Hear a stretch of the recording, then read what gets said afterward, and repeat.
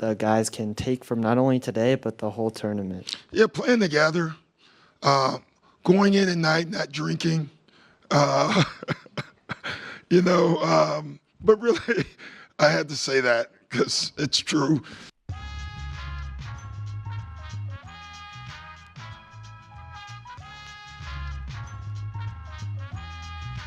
Ladies and gentlemen, welcome to the Price Check Sports Podcast, brought to you by the In the Zone Network, where we go city to city, state to state, worldwide. Crazy amount of hot topics, news, all of that to go around here in the sports world today. First, we got to start with NBA Cup. Finals were last night.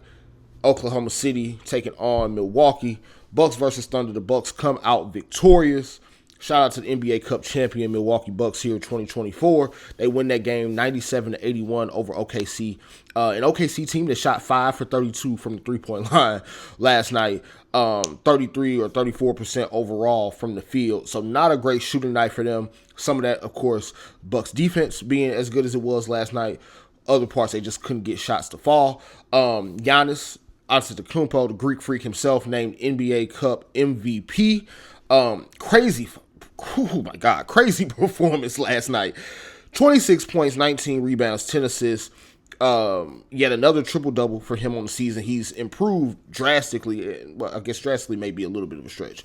But this season specifically, we've noticed Giannis' playmaking more and more. Not even in just the assist totals, but how he's able to create shots for the shooters that are around him. How he's able to understand, situations where, hey, I'm going to take the mid-range pull-up this time, but next time, kick it over to the corner for a three. You can see that basketball brain is starting to get to, that next level for Giannis. He's also, of course, we talked a lot about Giannis last week in the Bucks and how, this team was starting to come on a little bit. Giannis is on pace for the first 32-point, 10 rebound, 6 assist season in NBA history. Right now, I believe he's averaging 32, 11, and 6. So, crazy season for him so far to start, culminating last night, of course, with yet another impeccable performance in that game to win it, clinch the NBA Cup, clinch $500,000 for each one of his teammates, including himself. So, of course, securing the bag checks off all the boxes for us. We love Giannis. We love seeing guys secure the bag. We love championship celebrations. We love it all. Sports fandom is great, right? So, shout out to the Bucks winning the NBA Cup. Now, on the other end of the spectrum here, Oklahoma City. What does this tell us about them, right? This is a team that a lot of people, in sports media picked as a team that was either going to be the best team in the Western Conference in the regular season or even make it to the finals out of the Western Conference. And I guess last night's results kind of put a little bit of a, pump the brakes situation on that. This OKC team, man, they're still young, and it showed last night. Yet another game that, Jalen Williams had that he just kind of didn't show up for in terms of bigger stage. We saw that a little bit from him in that second round playoff loss they had to the Mavericks last year. And then, of course, reared his head again last night. Shea did not have a good shooting night. And it's, same thing we saw in that playoff series against Dallas. Part of the reason why I picked Dallas to beat them in the semifinals, or I'm sorry, I guess quarterfinals would have been, didn't play out that way. But I do think that, when you look at this Oklahoma City team, they have, a budding star in Shai Gilgeous-Alexander. But after that, in terms of guys that you can truly rely on when the situations get their tightest, don't really have that much confidence in those guys. You went and got, Caruso and Hardenstein this offseason, which are great offseason moves for, your regular season hopes. But Caruso and Hardenstein don't add shooting when, the other guys aren't hitting shots. Hardenstein, great playmaker, but it's not going to be a guy that's going to go get you 25 to 30 when you need it. Same thing for Caruso. So that's, the thing that they're going to have to kind of figure out here over the rest of the regular season into the playoffs. But future's still bright for OKC. It's just, definitely a hurdle that they're going to have to get over in terms of being prepared for these big game situations. So NBA Cup is now complete. Shout out to the champion Milwaukee Bucks. Let's see how that catapults them into the rest of the regular season. Now, as far as some other news in NBA, a lot of trade rumors circulating right now. Jimmy Butler kind of being the biggest name on the block, at least from what we understand. has mentioned that he intends to test free agency this summer. Is not going to pick up that $52 million option. Instead, is going to seek, probably a multiple year deal with another team, whether it's the Heat or someone else. Rockets are a team that's been kind of thrown around for him. Makes a whole lot of sense. He's from Texas, I believe from kind of the general Houston area. And that's a team that doesn't have to give up a whole lot of guys that are getting minutes for them currently to make the deal work. So I think Houston is a team that makes a lot of sense for Jimmy Butler. As far as some other names going out right now, you also have, New Orleans looking at potentially blowing up their situation. It's come out over the last week or so that they are open to trading not only Zion Williamson, but also Brandon Ingram and CJ McCollum. So we'll see if that actually plays itself out, but Pelicans are going through, a bunch of injuries right now. They have one of the worst records in the league, and I imagine that they're just going to try to cash in their chips and continue to build around your, Trey Murphy's, Herb Jones's, Jose Alvarado's, DeJounte Murray, that type of thing. So they got, some pieces in place, but the stars that they were supposed to quote unquote build around just haven't been there for the Pelicans, and I think they see the writing on the wall as far as that's concerned right now. So that's going to do it for NBA news and kind of NBA happenings for us. We'll switch gears really quickly into football. I say football, not the NFL, because 3 shout-outs time. Who are getting our 3 shout-outs for the week? First one, of course, 2024 Heisman Trophy winner Travis Hunter. I mean, just do it all. We've never seen a season quite like the season Travis Hunter has had this year. I believe had 14 touchdowns on offense, had 4 interceptions on defense.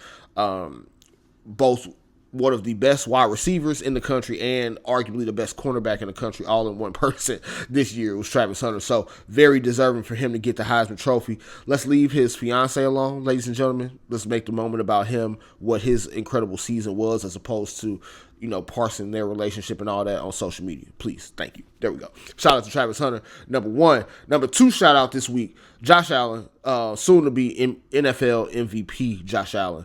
Another 4 touchdowns on Sunday versus the Lions, 2 rushing, 2 passing.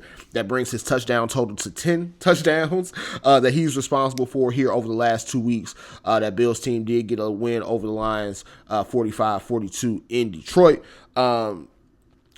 Bills, man, it might be their year, especially given that Patrick Mahomes is dealing with a little bit of an ankle injury in Kansas City. Might be time for the Bengals to finally get over the hump. I'll believe it when I see it, but we got to put it out there because of how Josh Allen is playing right now, truly putting the team on his back. So shout out number 2 goes to Josh Allen, and then shout out number 3 goes to another quarterback, Lamar Jackson, also 2-time MVP, current MVP candidate. Probably won't win it this year, but MVP candidate nonetheless.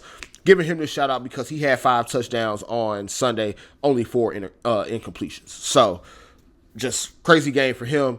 Get that win over the Giants, keeping them on pace in a tight division race right now with the Steelers, does the Ravens there. So Lamar Jackson keeping his team into it. And, of course, a big game that they have this week against the Steelers coming up. So we'll see how that all plays out and kind of how it all plays out in terms of playoff picture. Now, before we kind of shift into what's coming up this week as far as games, bets, all that, Atlanta Falcons, ladies and gentlemen, he gave us the content that we all need. They have changed quarterbacks, naming Michael Penix Jr. the starter this upcoming week against the Giants, benching Kirk Cousins, who has looked awful. I mean, awful. Has been throwing interceptions left and right.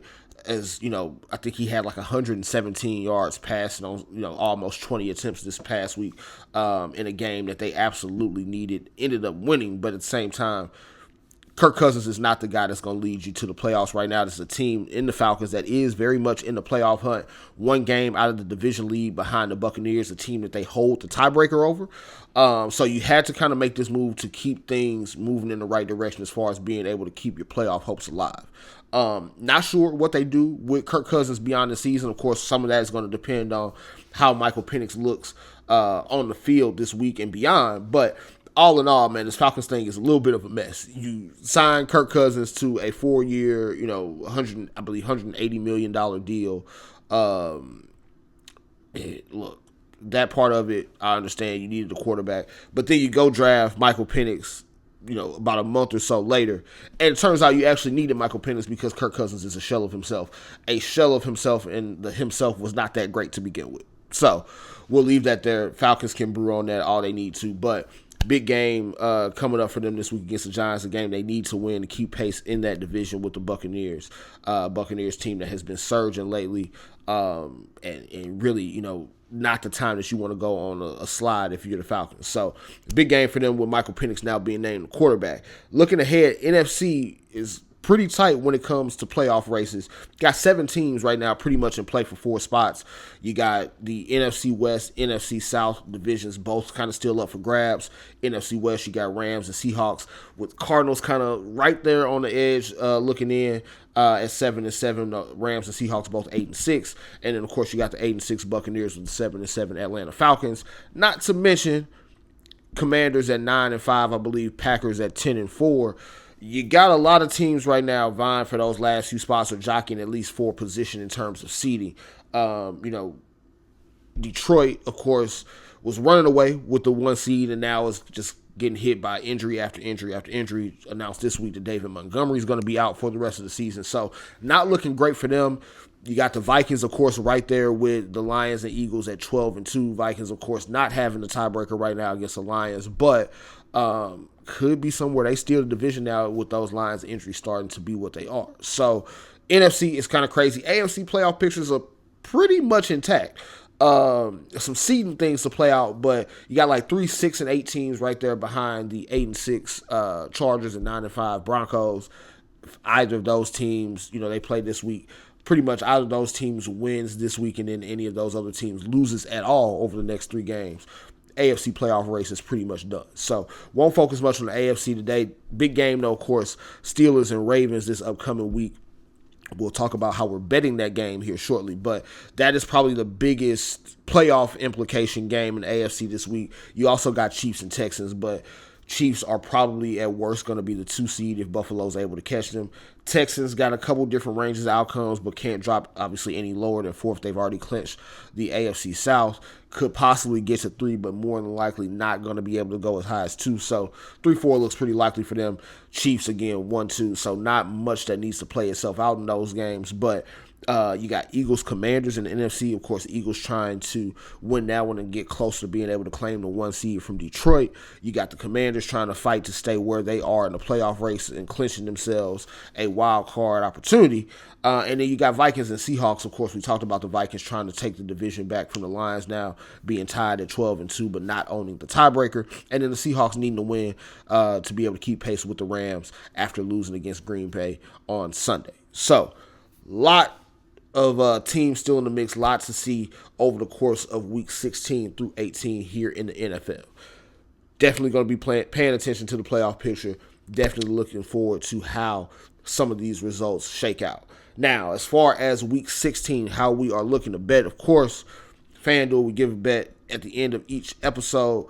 This week, 2-leg parlay. We're keeping it simple somewhat, right? Keeping it simple. 2 spread picks. We're taking the Steelers plus 6.5 against the Ravens.